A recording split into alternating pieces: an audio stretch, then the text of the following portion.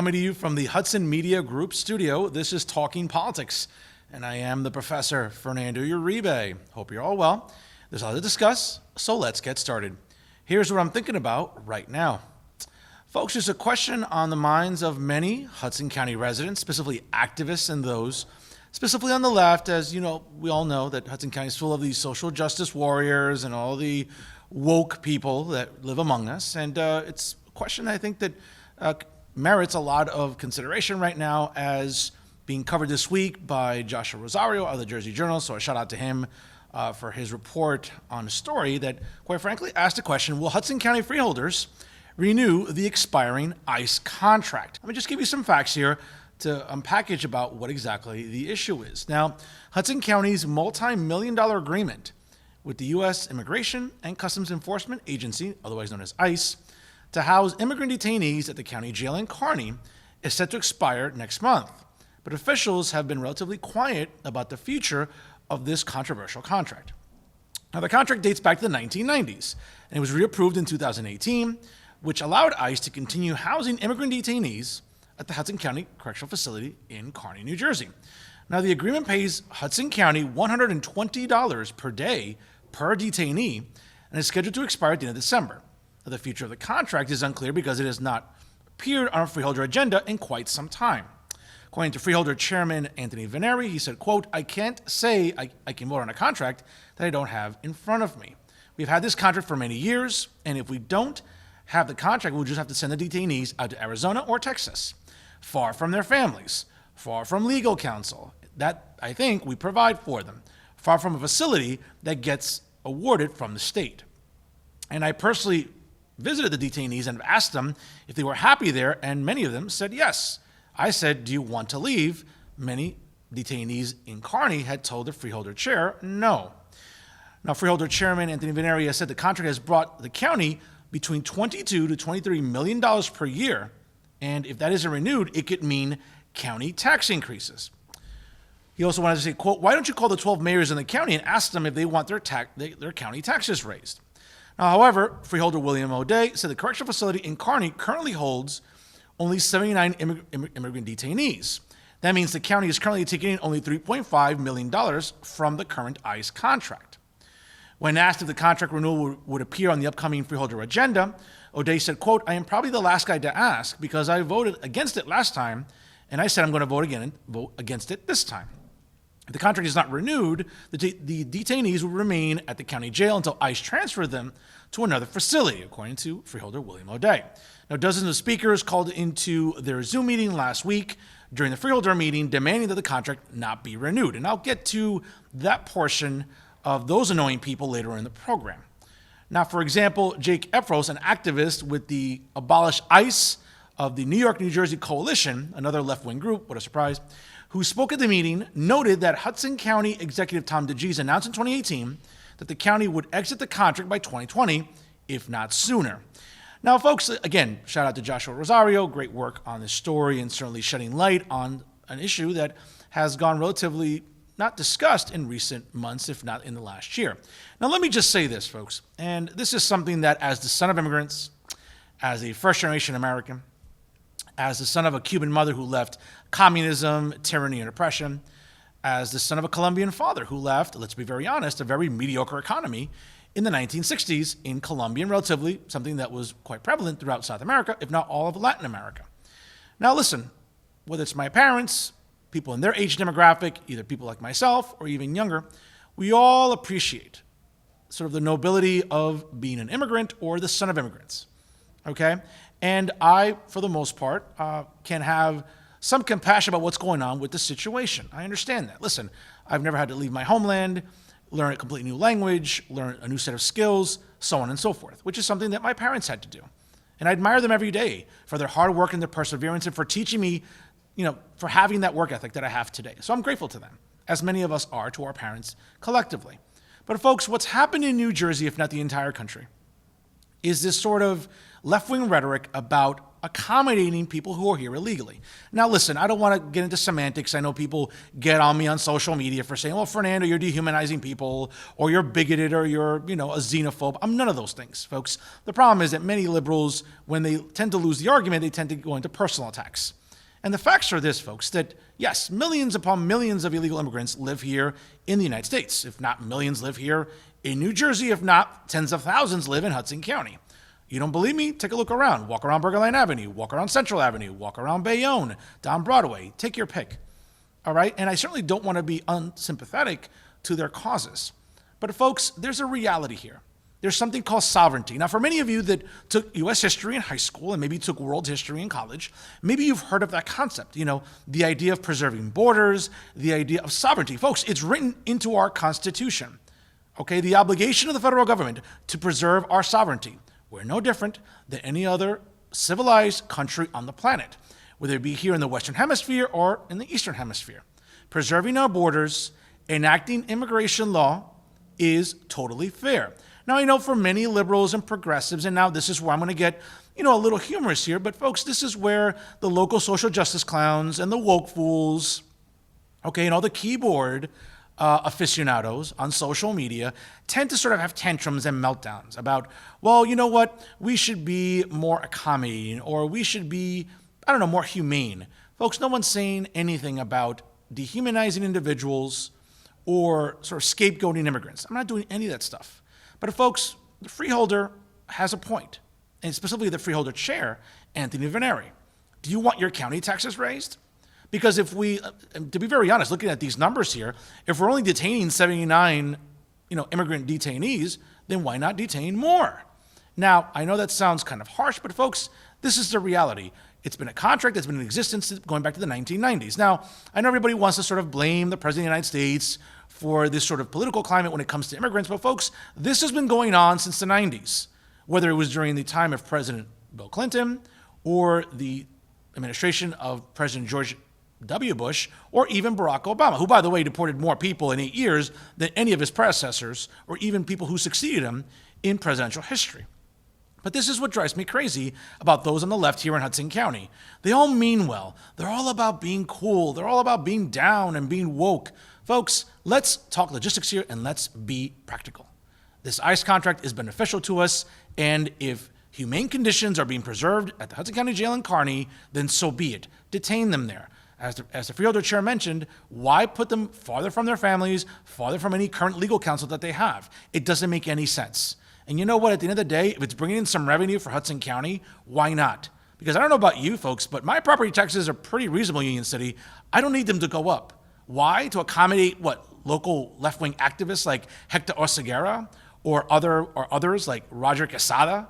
Yes, these people are all woke and they're all down with the cause and everything. You know what? If they're so down with the cause, for someone like Hector Oseguera, why don't you take some pro bono cases and represent people that are awaiting deportation hearings? For Roger Quesada, another left-wing activist locally, you know what? Instead of just, typing on your Twitter feed or on your Instagram or Facebook, why don't you go to Hudson County Jail and, maybe tutor some of them or accommodate some of your own time to help them? See, folks, a lot of the people on the left here and a lot of these social justice advocates, they're all about talking a good game, but when it comes to producing it, they don't do it at the end of the day. And this is what drives me crazy about this argument. Folks, again, no one's saying anything about being anti-immigrant, but what I'm completely opposed to is this over-accommodation that the left seems to be fixated on. Let's see if the freeholders vote on this contract, and if they do, hopefully, they'll vote to continue it. Because you know what? If it brings in revenue for Hudson County, and they're doing it in a way that's respectable, responsible, and humane, what's the problem? I don't know about you, but it seems like very simple math to me. But for many on the left, basic math and econ, those are things that they struggle with, because it's all about feel-good projects, but at the end of the day, you know what? They don't think about the way it hurts your pockets. I don't know about you, it'll hurt mine. I think everyone at home will probably agree. And that's what I'm thinking about right now. In the latest edition of the 4-time award-winning podcast Talk on the Hudson, which you can listen to live every Wednesday night at 9 p.m. by going to www.blogtalkradio.com/Talk on the Hudson, was my regularly monthly guest, the distinguished chairwoman of the Hudson County Democratic Organization, Amy DeGise. And we spoke for over an hour on a multitude of different topics, but here are some highlights for your consideration. First and foremost, I congratulated her on being named in the top 10 of the recent Insider NJ Power List for 2020. She had a lot to say as she was both flattered and humbled by this honor, and certainly it was a lot to absorb for her receiving the news earlier this week. Let's check out what she had to say about it. Good, I'm good. Congrats again on the power ranking there on Insider NJ. You know, as an Insider NJ employee, you know, I'm glad to see this on the list. How'd you feel when you got the news? Oh my, you know, it was funny. I saw someone share and I said, oh, like, I wonder who is in the top 10. And then you see my name and it's still like it strikes awe in you. You know, incredibly honored. I hope I can live up to those expectations, and I hope I use that power for good. Well, Amy, listen, as someone who works at Insider NJ, I mean, I don't get a lot of input into a lot of things sometimes because I tend to piss off my bosses. Well, not bosses. I think one boss specifically, but I tend to piss off one person specifically who shall remain nameless. Max Pizarro. Yes, sorry. Yes, no name. Yeah. Thanks, Max. Anyway, you know, I always speak highly of you, and certainly seeing you on the Insider NJ Power List. And for my audience tonight, folks, if you're just tuning in here, obviously if you have not read Insider NJ, I don't know why you wouldn't. Again, at InsiderNJ.com. Here's Amy's passage in the Power List. So as Amy ranking number 9 here in 2020. Ordinarily, the center of political intrigue and mayhem in New Jersey politics, going back to when Frank, quote, I am the law Hague, played a significant role in making FDR president, Hudson had a low-key year than usual. But Joe Biden still drilled Donald Trump 74% to 25% here under the auspices of the HCDO chair, who will no doubt play a significant 2021 role as Jersey City faces a mayoral election. I thought that was a really good passage, Amy. When you read it, what came to mind? I think that when things are quiet in Hudson, everyone thinks that's pretty boring because we're normally pretty dramatic. But I think it just shows our strength and our unity, and that, you know, we were all kind of united together. No matter how we felt, you know, we felt empowered and obviously united. So that's what came to mind. Without a doubt, it was well-deserved for Amy DeGise. In addition, we also talked about the number 1 ranking this year, and that belongs to New Jersey State Democratic Chairman John Curry. We discussed his placement on the list in addition to other Hudson County names that were also mentioned this year on the Insider NJ Top 100 Power List. Let's see what she had to say about it. So, Amy, real quick, because I looked at the list here, and any surprise? I was not surprised, but were you surprised, or did you hear any surprises from people that John Curry, the State Democratic Committee chair, was number 1 this year? No, not at all. You know, and I think that we forget the mini battle that he went through as the chairman for the Democratic Party at the state level, and that not just represented his, his work with the party, but his relationship with the governor. And, you know, when you're sitting on the top of anything in any role of life, when you're the leader of something, people like to throw stones, and there were a lot of people waiting with some big, heavy stones.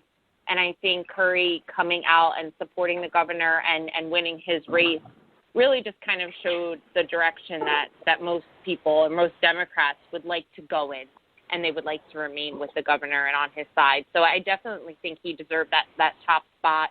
You know, it is definitely not an easy thing to do to lead a party, especially in Sure. in these times, and also within a party that is, you know, kind of fracturing a bit, you know, and moving in different directions.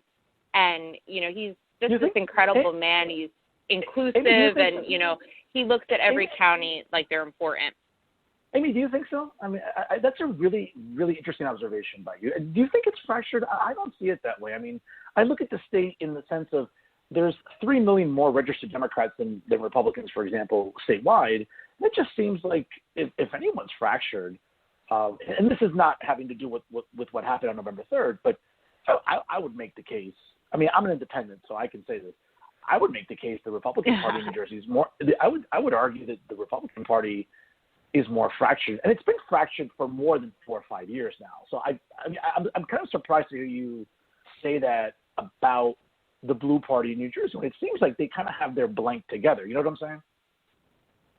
Yeah, and maybe because I'm more, kind of ingrained within the party, and I obviously affiliate myself with many Republicans, but I think a lot of the battles between Republicans was over their support of Donald Trump and just some policy issues, and obviously moving further right and and remaining more on the left end of that spectrum. But within the Democratic Party, I think we're all on board with a lot of, social issues. We're all on board with a lot of identity-based issues. But the policy is where we're starting to kind of not agree. And you have parts of the party moving further left. And you have people within the Democratic Party viewing them as socialists and, and they're very anti that movement. We actually, we haven't been able to look at all of the voter data, but just hearing, some of the, kind of exit poll type things, a lot of Hudson's Hispanic voters voted Republican. And a lot of that was their fear of the party moving too far left too quickly. And they will remain Democrats more on the local level, but as it is on the national level, they may be a little bit more conservative. So, and I think also we're very vocally against each other. You've seen things on Twitter and other social media outlets like Democrats kind of fighting Democrats. And you know what, and that's always fun. And you're right, like New Jersey is more of a blue state. It has been for a very long time. But we end up fighting each other rather than the opposing party because you probably live in a place where Democrats have control of government and the other branches within it. So Democrats start just kind of fighting over these little things instead of seeing the bigger picture of uniting everyone together. Yeah, fair enough. No, and by the way, also too, a shout out to the other Hudson people on the list this year: Ray Greaves out of Bayonne. Our distinguished prosecutor, Esther Suarez, obviously in Jersey City. Also, Erica Daughtry. God bless her. Erica's great. A friend of mine on the show. And certainly someone who I know I respect immensely. And, she respects me. I mean, despite the fact she may not always like what I have to say, she respects the effort I put on the program and sort of like the quality of content I put out here. But it's good to see her as well. Absolutely. I know Craig Guy, a guy who you normally don't hear a lot about but even seeing him kind of is a testament to him that, it reminds people that, the operatives, the old school people on the ground, you know what I'm saying? The operatives that people tend to forget are still respected and are still looked upon very favorably. So, shout out to Craig Guy and Ray Greaves, who's been on my Insider NJ podcast. So he's a gentleman, and I know that Madam Prosecutor Esther Suarez, obviously, someone who, who stars on the rise, obviously, despite, let's be honest, I mean, the prosecutor's office, they've had kind of a tough year this year.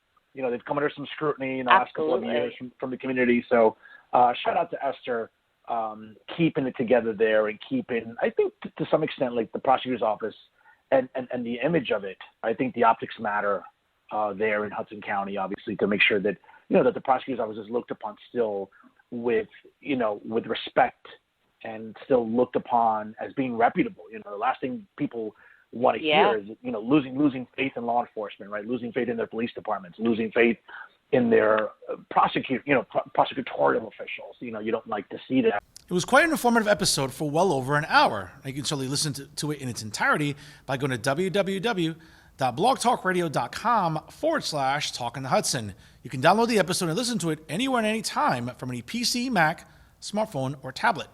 Once again, I want to thank the chairwoman for her time as she dedicates an hour every month to the podcast, and certainly I'm grateful to her and certainly grateful for all of you who listen to it each and every month on Blog Talk Radio. I'll continue bringing you these exclusives throughout 2020 and well into 2021. And now some local stories for your consideration. As I mentioned during my opening monologue, the Hudson County freeholders endured over 4 hours of public comments opposing the upcoming ICE renewal contract discussions. And once again, a shout out to John Hines with the Hudson County View for his report on this story. Now, the Hudson County Board of Chosen Freeholders endured over 4 hours of public comments during their recent meeting, urging them not to renew their agreement with the U.S. Immigration and Customs Enforcement Agency, otherwise known as ICE, despite the fact that the contract has not been on the agenda for quite some time. Now, the freeholders renewed their deal with ICE, which has existed in form since 1996 and allows them to receive, once again, $120 per day per detainee, which is housed at the county correctional facility in Kearney, New Jersey, and this was agreed upon even 2 years ago during the most recent renewal. Shortly thereafter, Hudson County Executive Tom DeGise said that they would implement a plan to, quote, phase out the ICE deal by the time the contract expired in 2020. However, the Hudson County Executive has told various news sources that he was confident Joe Biden would win the presidency and that, quote, we'll have somebody that we can talk to discuss the next steps with the federal law enforcement agency. Now, prior to the public portion comment of the meeting, a few of the county elected leaders said their piece about what should come next. For example, once again, Hudson County Chairman of the Freeholder Board, Anthony Veneri, said, we don't have a contract directly in front of us. I'm not saying I'm for it or against it, but it's not on the agenda. He said this prior to the portion of the meeting set aside for public comments. Now, Veneri excused himself from the meeting shortly about an hour after it started, indicating he had previously committed to attending a community event in North Bergen and therefore would not stay for its duration. Now, Freeholder Anthony Romano, out of Hoboken, who represents, again, the Mile Square City and about half of the Jersey City Heights, seemed to be leaning towards supporting the county's deal with ICE. Quote, if there's no contract, that doesn't mean the door is open. They get to put into, other facilities. Now, he also began by calling it inappropriate to continue to refer to the jail as a torture facility, as many social justice advocates and woke, advocates have detailed and have sort of put forth this sort of rhetoric. I feel that the corrections officers show a lot of empathy. It's not just fair to those who work there. We just can't close a jail. There's people in there that are also convicted of crimes. In addition, Jersey City Freeholder Bill O'Day reiterated that he still doesn't support the contract and would vote against it if it makes the agenda once again, as he did in 2018. Though he added, that he tends to agree with Romano that the conditions at the jail have made strides in recent years. O'Day also went on to say, quote, the amount of reforms and initiatives that have occurred there in the past 3 or 4 years speak for themselves. The bottom line is a lot of positive things have happened at that facility. You can be against it philosophically, but that doesn't mean you have to castigate everyone against it. For example, also Freeholder Al Cifelli, who also represents West Hudson and Kearney and in Harrison, for example, largely echoed what O'Day said, though noting that cutting ties with ICE could actually negatively impact the detainees. Folks, listen.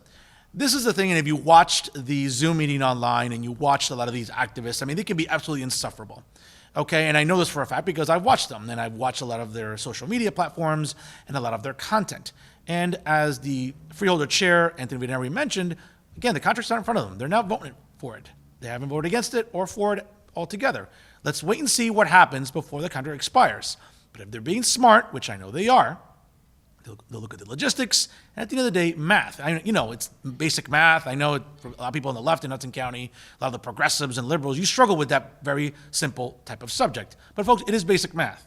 And while feel-good projects and being all woke and everything is what you're supposed to be and down with the cause and everything, folks, let's also think about how it affects our pockets when it comes to our property taxes and other county services, perhaps that may be cut. Or guess what? They have to find money somewhere else. And if they're not getting it from the federal government, guess where they're going to get it from? Your tax dollars, which means raising them. So for a lot of my social justice activists on Facebook, Instagram, and Twitter, or all the other woke characters that tend to opine all the time, think about it for a second. Be pragmatic and think rationally. Okay? Stop thinking with your heart and start thinking with your head. And more importantly, start thinking with your pockets. Because guess what, folks? Money doesn't grow on trees, despite what some on the left may think otherwise. Staying in Jersey City, the Jersey City Arts and Culture Trust Fund, which seems to be on the horizon, guess what, is starting now to take the next steps. Shout out to Dan Ulua from the Hudson County Review for his report on this story. Now, with a referendum overwhelmingly passing this past election day to establish a Jersey City Arts and Culture tax, the local Arts Council hosted a Zoom call recently to seek feedback about what's next in this process. Now, Heather Warfel, the co-chair of the Jersey City Arts Council, said that they are working with the city to lay out guidelines on distributing the funds accumulated through a small property tax, which is 2 cents for every $100 worth of assessed property value. Now, she explained the arts fund would be modeled on the Open Space Trust Fund, with an advisory board reviewing applications to decide where the dollars should be allocated. Now, Annie Kessler, who's also on the board, said, quote, the awards themselves should be chosen by someone outside of Jersey City. She argued that even if the appointed people are competent, there could be a lot of infighting and biases when it comes to decision making. In that case, Warfield, for example, suggested that there could be an art expert from outside the community advising the board. Now, since the Jersey City arts community is small, it would be hard to find people unaffiliated with an organization that would indeed make them biased. Now, folks, this is something that, again, warms my heart because as a fan of the arts, whether it be music, going to museums, or anything else, I'm a supporter of the arts. I'm someone who's benefited from the arts and someone who also contributes to the institution. So I'm glad to see that it's only 2 cents. It's something that won't kill property tax owners when it comes to being in Jersey City, and certainly what it can do to help enhance the artistic community within Hudson County's largest city. So again, a shout out to the Art Council, and I'm hoping that the money is used wisely, because like anything else, folks, when you raise a tax to create a fund of some kind, like anything else, as we've learned in Trenton, oftentimes it tends to be used irresponsibly. I don't think that'll be the case here in Jersey City, but it's definitely something to keep an eye out for, because as we all know, money can always be misappropriated, even when there are the best of intentions. Lastly, and it's a story that I'll continue covering here, as you've seen for many weeks now, it is concerning North Hudson resident Estefania Mesa Venegas. If you have had a chance to, please go to the GoFundMe page for Estefania, as it's titled Help for Estefania, Estefania. Now, thankfully, folks, as of today, $63,134 have been raised to help with all of the medical bills that Estefania's family is enduring right now during this very difficult time. And for those of you that are not familiar with her story, in July of this year, Estefania went into the hospital because she started feeling contractions. Soon after, what should have been the best moment of her life quickly turned into the worst, not only for Estefania, but for her entire family. She went in for an emergency C-section, and for unclear reasons, she went into cardiac arrest. Now, the lack of oxygen to her brain for over 9 minutes has now placed her in a coma. Now, the doctors believe that she has suffered some sort of brain damage. Unfortunately, Estefania doesn't have health insurance, and as you can see, bills can be astronomical. The goal of the GoFundMe page is to raise enough funds to transfer her to a hospital that has the best neurologist to help Estefania hopefully recover and give her a fighting chance. Now, we don't know exactly what's caused this, but as we all know, the Hoboken Medical Center has still remained relatively quiet about what went into this decision-making process when it came to Estefania and why she went without oxygen for over 9 minutes. Folks, as we all know, and again, I'm not a medical doctor, but you know what? Just do some basic research, and even 90 seconds without oxygen to the brain can be catastrophic. So 9 minutes, you can imagine, can be just downright lethal. Thankfully, you'll be happy to learn that she has been transferred to the Kessler Rehabilitation Center in Saddlebrook, New Jersey. Having spoken this week with her family's attorney, Samuel Davis out of Teaneck, we'll continue to sort of work together and keep raising awareness about what's going on for Estefania and her family. Hopefully we can keep raising money for her and hopefully get her the help that she needs so she can see her newborn daughter and spend time with her family, who is still fighting for her each and every day. So again, folks, go to the GoFundMe page, check it out, and donate what you can. Even during this pandemic and these tough economic times, let's do our part to help Estefania, and more importantly, let's keep sharing her story to help get her justice once and for all.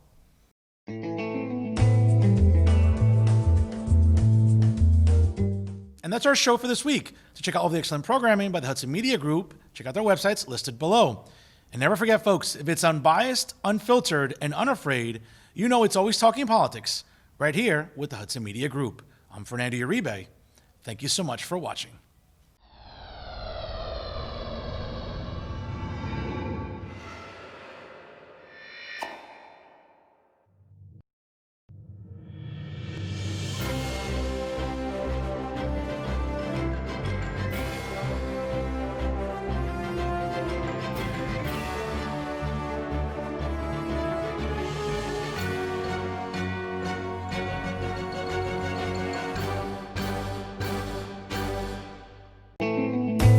Don't forget to catch Fernando's podcast at blogtalkradio.com/talkonthehudson. New episodes available every Wednesday night at 9 p.m.